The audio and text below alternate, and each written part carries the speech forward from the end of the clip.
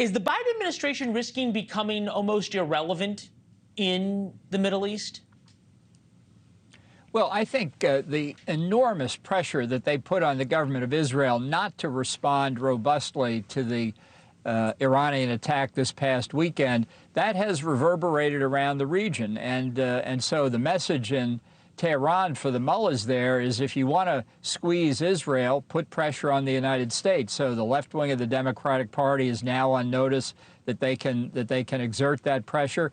I just think that the only person who may be satisfied by Israel's restraint yesterday was Joe Biden. I think it sends a bad signal to Iran. I think it sends a bad signal to Hamas.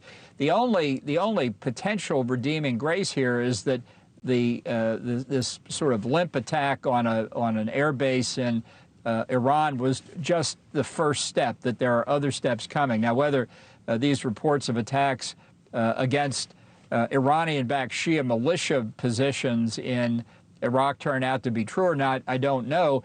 But those are the very people who have staged nearly 170 attacks against American military and civilian positions in Iraq. So if the Israelis are going after them, more power to them. Yeah, there'd be quite an irony, right, if the Israelis take more action against those groups in Iraq and in Syria and the Houthis in Yemen than the United States has.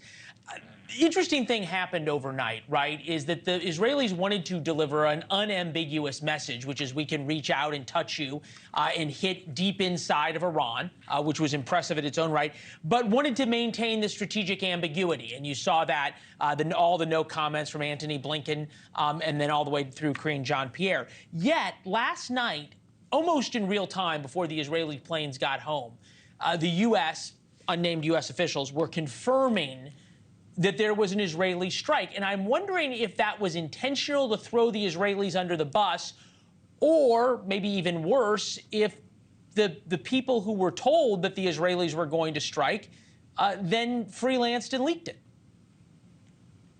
Well, I think that if the government of Israel got a promise from the United States that if the Israelis didn't say anything, the United States wouldn't say anything about the raid in Iran, they made a very bad bargain, since it's so hard for us to keep a secret.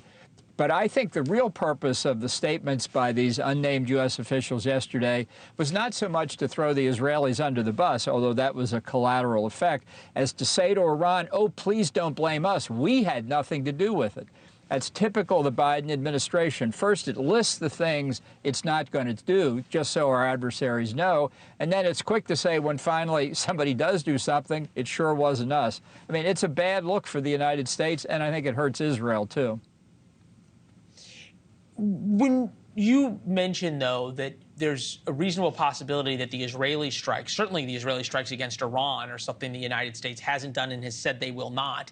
But if the Israeli strikes against the the Shia militia in Iraq, possibly in Syria, maybe the Houthis, are more significant what the United States does, is there a chance, and this is sort of odd to say, I guess, but is there a chance that Israel starts replacing the United States as the policemen of the Middle East?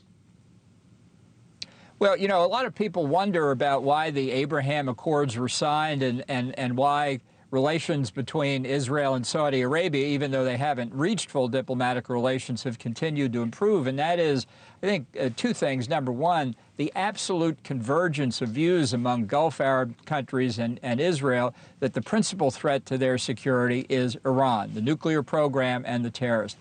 And second, particularly under the Biden administration, that the United States is feckless, that it wants to make peace with Iran more than it wants anything else. It wants to get back into the 2015 nuclear deal. It doesn't want to engage in military hostilities against Iran. It leaves the Gulf Arabs in particular hanging out, and Israel as well. So I think that convergence of perception and interest among the Gulf Arabs and Israel and others, Jordan and Egypt, will continue to increase. Thanks for watching. Go to joinnn.com to find NewsNation on your television provider. And don't forget to click the red subscribe button below to get more of NewsNation's fact-driven, unbiased coverage.